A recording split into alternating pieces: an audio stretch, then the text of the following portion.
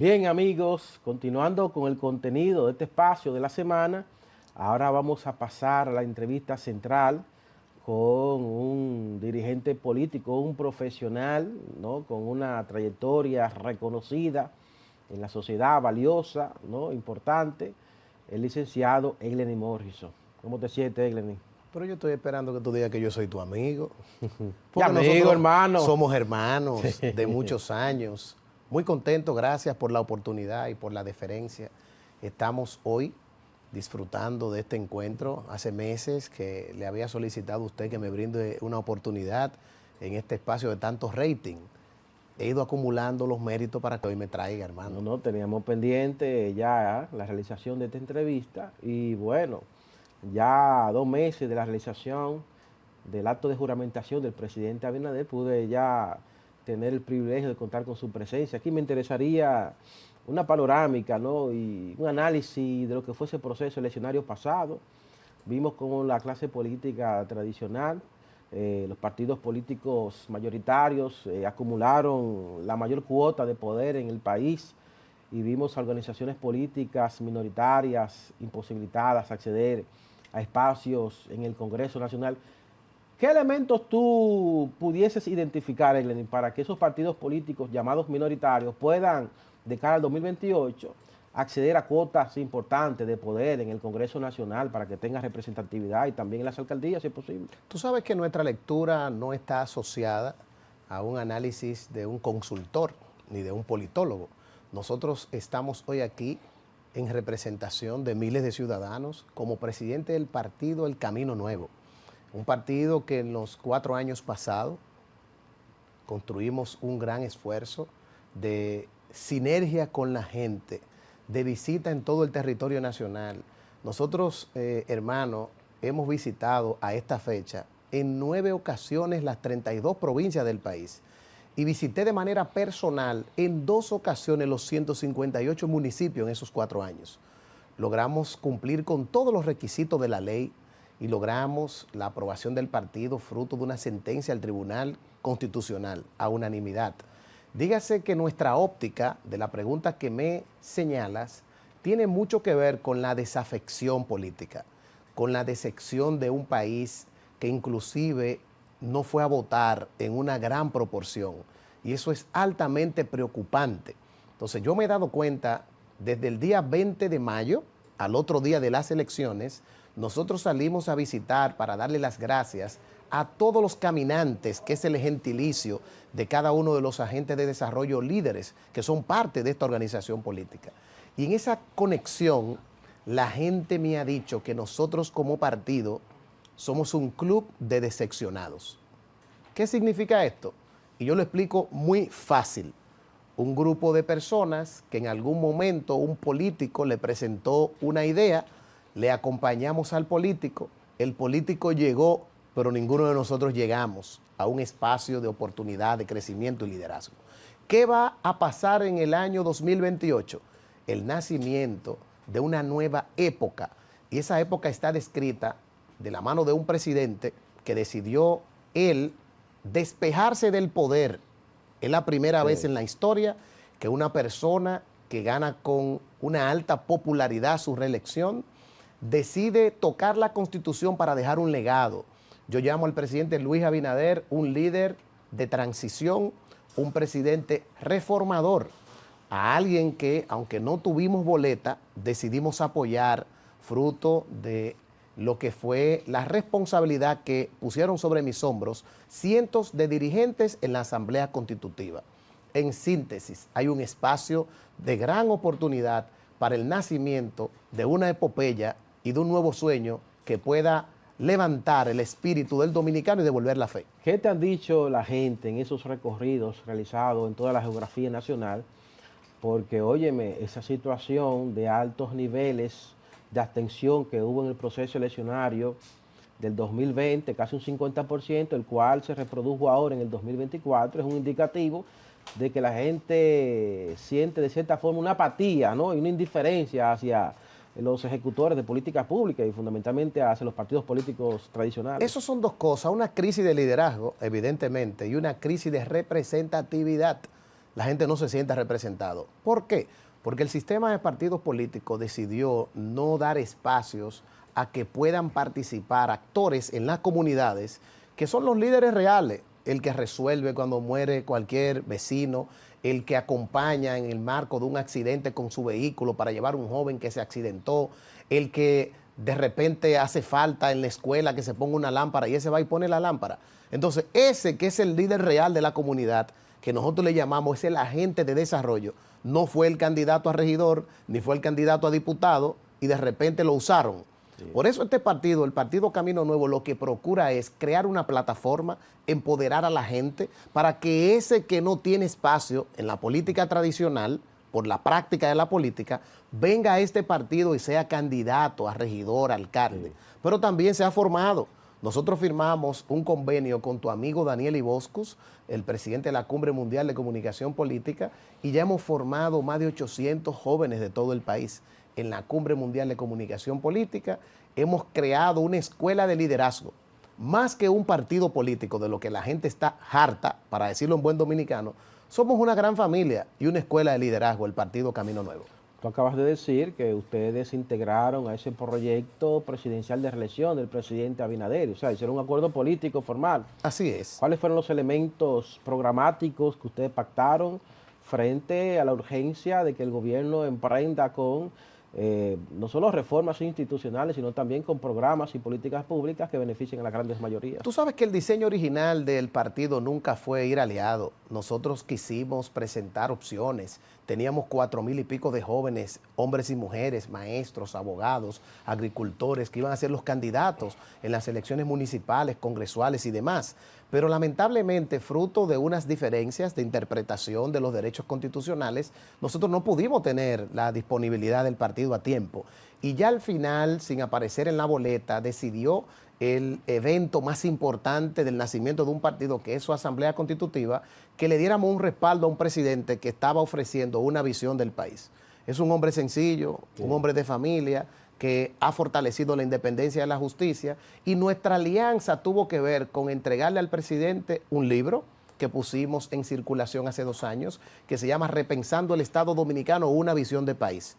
Aquí en este libro que nosotros presentamos a la sociedad, primero un ejercicio de escucha ciudadana, de 1,600 entrevistas que realicé de manera personal en 4 años, en todo el territorio nacional, en el distrito más apartado, el municipio más lejano, ahí nosotros estuvimos conquistando los parques, preguntándole a la gente, por ejemplo, Cándida. Cándida es de una de las provincias más hermosas de este país, de Samaná. Ella es de Sánchez, es enfermera, y Cándida, cuando nos hizo un patimongo en su casa, que disfrutamos ese encuentro, conversamos con su esposo, nos dijo a nosotros las necesidades que habían allá en Sánchez, la necesidad de crear empleo para la juventud. Organizó con el grupo de líderes de allá una charla en el ayuntamiento. Nos dieron a nosotros un tour, entramos a la escuela, hablamos con el director, y ese levantamiento está descrito en lo que es el libro Repensando el Estado Dominicano.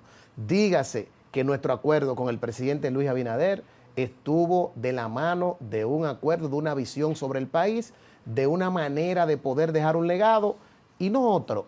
Y yo en este momento aprovecho tu pregunta para preguntarte a ti, hermano querido, ¿dónde están los 20 partidos aliados del presidente de la República en este momento? Muy buena pregunta. Que no han salido a defender a un hombre que de manera valiente decidió presentarle una visión de modernización fiscal al país, que me imagino que abordaremos en este día. Claro que sí. Le hago un llamado a cada uno de los partidos aliados que fueron aliados al PRM. Nosotros no tuvimos la oportunidad. Nosotros fuimos aliados y endosamos a un líder que desea dejar un legado en la República Dominicana.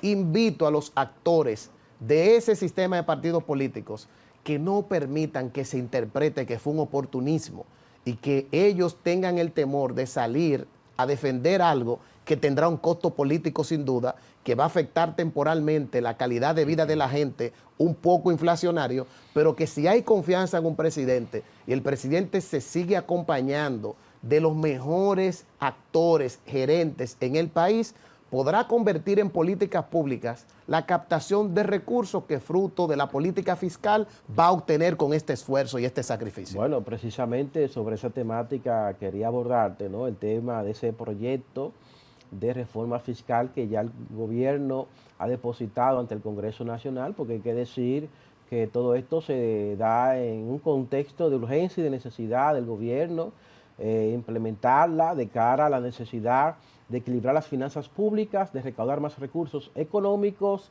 de enfrentar el déficit clasificado ahí que está en el Banco Central afectando y reducir el peso de la deuda, porque, óyeme, de situarse la deuda del Estado Dominicano para el 2004 en unos 6, 7 mil millones de dólares, para el 2020 el presidente Abinader la recibió por encima de los 50 mil millones de dólares, representando esto más del 50% del Producto Interno Bruto, a lo que hay que agregar el hecho, ¿no?, de esas bajas reservas internacionales que recibió el presidente Abinader, una reserva que se encuentra, Lenín, por encima de los 14 mil millones de dólares, que ha permitido garantizar la estabilidad cambiaria. Entonces, ¿cuál es tu parecer frente a los elementos que contempla ese proyecto ya de reforma fiscal que está en el Congreso Nacional? Primero, felicitarte, Leonardo, por los datos que has aportado al análisis para poder hacer un ejercicio pedagógico frente a tu audiencia y al país de este componente. Hay aspectos que quiero agregar. Nosotros tenemos que ver el contexto en el que se da todo esto. Y el contexto, pueblo dominicano, nace de una ley que es la 12-01, que es la ley de la Estrategia Nacional de Desarrollo.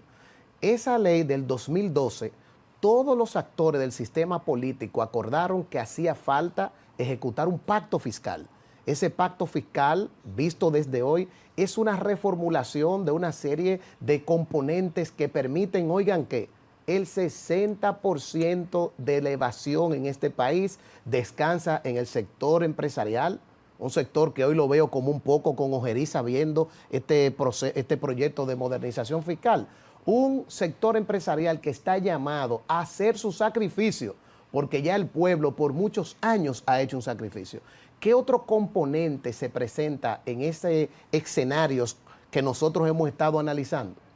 En ese escenario, perdón, tiene que ver con una ley de responsabilidad fiscal que el Congreso ya está aprobada y está de una u otra manera puesta en el escenario. ¿Eso qué significa? Que debe de haber un control del uso de los recursos públicos y un tope también de la deuda. ¿Qué otro componente es importante nosotros ver? Que el presidente ha reformulado en una reingeniería el tamaño del Estado, fusionando instituciones, eliminando desde su pasada gestión a la fecha también algunas entidades, porque el Estado no puede ser un Estado tan gigante como si se tuviese, no tuviera limitaciones financieras para gastar. Yo creo que esos componentes, más la justicia independiente, llevar al banquillo de los acusados cualquier proceso que genere la confianza de la gente, te indica que el proyecto, nosotros como presidente del partido, sabemos que va a tener en un primer trimestre un gran impacto, pero después de eso, nosotros como ciudadanos estamos llamados sin duda a ir a ser los supervisores de a dónde va ese dinero, porque la gente lo que quiere es que esos recursos den respuesta a los problemas del agua potable, del tema de la educación, del sector salud, de todo lo que tiene que ver con el tema de la energía. Aquí hay grandes problemas y sobre todo de obra de infraestructura, que es un desastre transportarse en el país con la cantidad de tapones y situaciones que hay hoy en día. Bueno, precisamente ese elemento te lo iba a citar y creo que la ciudadanía debe tomarlo en cuenta, porque si bien hemos visto en los últimos años que se han implementado reformas fiscales, parches fiscales, claro, esto es un proyecto distinto. Exacto, pero no ha ido acompañado todo esto de un proceso de fortalecimiento institucional y democrático que garantice que los recursos económicos recaudados se utilicen de manera correcta. Y entonces el presidente Abinader lanza esta reforma fiscal, pero ha demostrado que su gobierno ha garantizado ese Ministerio Público Independiente y ha permitido que funcionarios corruptos, individuos vinculados a situaciones onerosas y perversas sean procesados ante el sistema de justicia. Inclusive yo creo que ese caso del Intran es un caso que demuestra que el presidente no tiene vaca sagrada, porque hay personas ahí cercanas al oficialismo, inclusive un joven empresario, hijo de un periodista que por años ha estado cercano al partido oficialista. Entonces yo creo que frente a un presidente que está demostrando un compromiso con combatir la corrupción pública. Yo creo que esta reforma fiscal se da un escenario más favorable. Hay algo importante que quiero señalar para no perder de vista derechos constitucionales, que es la presunción de inocencia. Sí. Nosotros entendemos que ese caso que citas y otro va a tener un curso en la justicia. No obstante, del tema del proyecto de modernización fiscal, señalarte que yo había dicho en entrevistas anteriores que se necesitaba eliminar las extensiones fiscales del tema del sector turismo, que yo creo que ya tiene un pulmón propio, que ha podido de una u otra manera generar, si se quiere, una actividad económica promisoria, 10 millones de visitantes, también con importantes logros en este año. Nosotros entendemos que ya hace falta que nosotros los dominicanos también disfrutemos de lo que mucha gente en el sector empresarial disfruta, y esto no es contra los ricos, es a favor de todos, porque aquellos también que tienen mucho dinero necesitan un país viable y habitable, necesitan garantías de seguridad y de normas jurídicas, de un clima de inversión correcto y demás.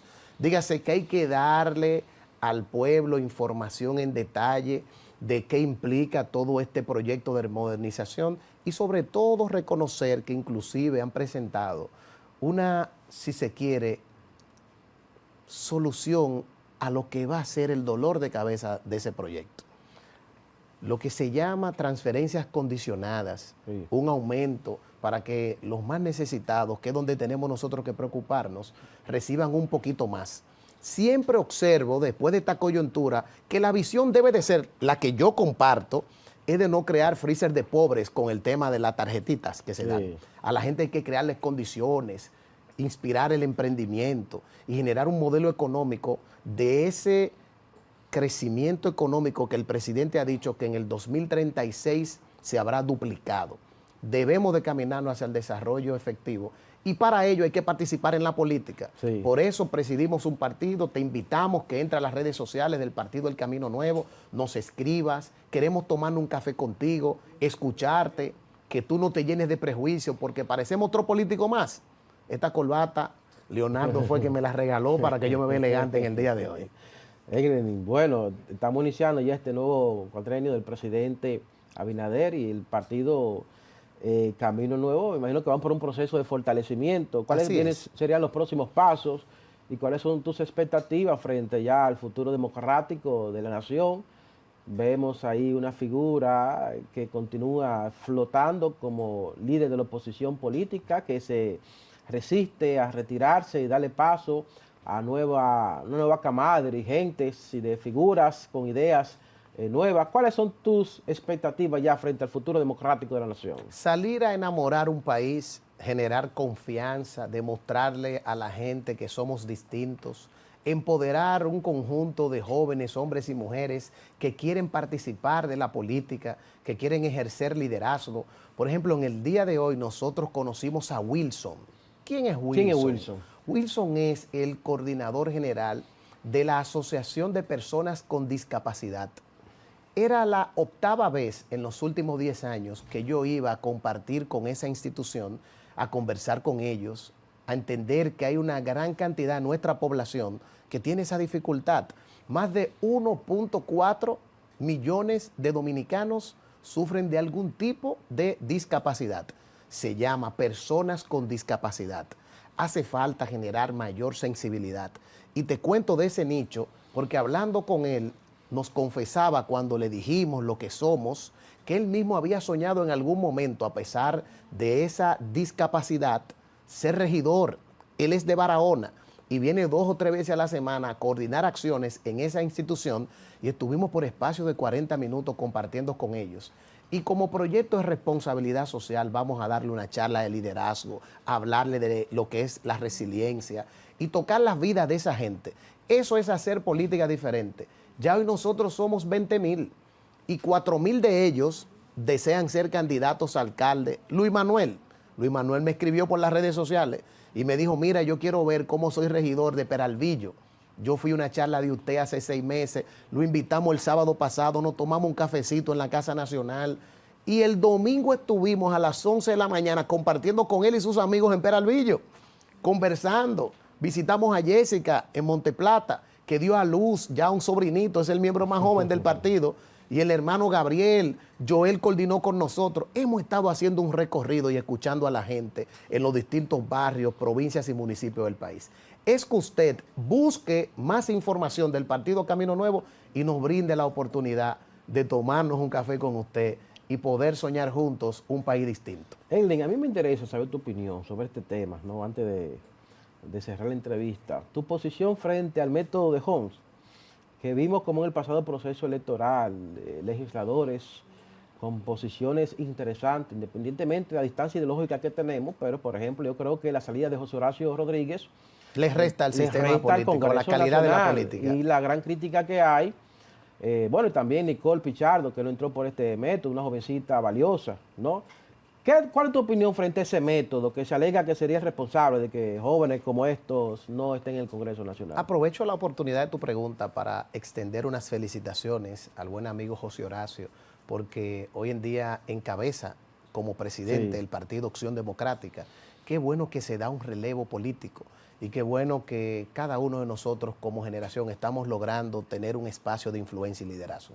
Mira, sobre el método de Homs, yo creo que nosotros necesitamos, y hubiera sido el mundo ideal, tratar de crear las condiciones para que en el caso, por ejemplo, del mismo José Horacio sacó muchísimos votos y no está hoy representando una visión que él ya con un legado que fue diputado 4 años. Hay que revisarlo, hay que crear las condiciones para que la democracia se pueda fortalecer. Si a mí me preguntan, yo tengo una visión un poco radical. Yo creo en una sola Cámara. Yo creo que en el futuro deberíamos nosotros como país eliminar el exceso extraordinario y se comenzaron a dar señales. Sí. Ya hay 20 diputados menos, yo creo que el presidente presentó eran 50 y pico, pero era muy difícil tú darle un cuchillo para la propia garganta a los que le estamos quitando también la cantidad de privilegios que tiene un diputado aquí. Yo creo que nosotros estamos obligados como generación a apostar que el futuro del país podamos crear la representatividad. También creo en la descentralización. Yo creo más en los gobiernos locales, con los presupuestos participativos y supervisados, y que cualquier alcalde que se equivoque también le caiga todo el peso de la ley. Podemos construir un país diferente, y yo creo que hay esperanza cuando nosotros como generación participamos en la política. Por eso, una vez más, quiero invitarte a ti, ciudadano, a que entre a las redes sociales de @elcaminonuevo y conecte con nosotros y nos brinde un café en tu casa. Quiero visitarte, compartir contigo y contarte la experiencia que hemos estado generando para construir una sociedad de oportunidades, pero para todos. No, brillante, Eileen. Gracias, hermano. Desearte los mejores, no parabienes, que ese proyecto político pueda fortalecerse, que pueda seducir a franja importante de ese electorado joven que está ahí, cautivo, en espera, que le lleven las ideas y la propuesta, que conecte con sus aspiraciones y sus expectativas, porque si de algo adolece la partidocracia tradicional es de construir esos mensajes que conecten con las aspiraciones de esos jóvenes, jóvenes que ven el mundo a través de las redes sociales y que comparan su país, por ejemplo, temas de desarrollo social, temas de modernidad de transportación pública, ¿no? Entre otras cuestiones que lo ven en otros países y ven como la República Dominicana, a pesar de este crecimiento económico acumulado por más de 30 años, le ha resultado un tanto complicado llegar a ese umbral. Definitivamente que la grande mayoría en un estado de felicidad, de bienestar y de prosperidad. Gracias a ti, querido hermano, y a la audiencia una vez más, agradecerle la atención. Dios le bendiga muchísimo y vamos para adelante sin ningún miedo. Entonces ya me están haciendo señas por aquí, señores. Recordarles como siempre que pueden el próximo domingo sintonizar este canal a la misma hora y obviamente motivarles para que se mantengan en sintonía, conectados con este canal para que continúen disfrutando de la programación que le tenemos guardada ahí. Entonces, que pasen todos feliz resto de la tarde y de la noche.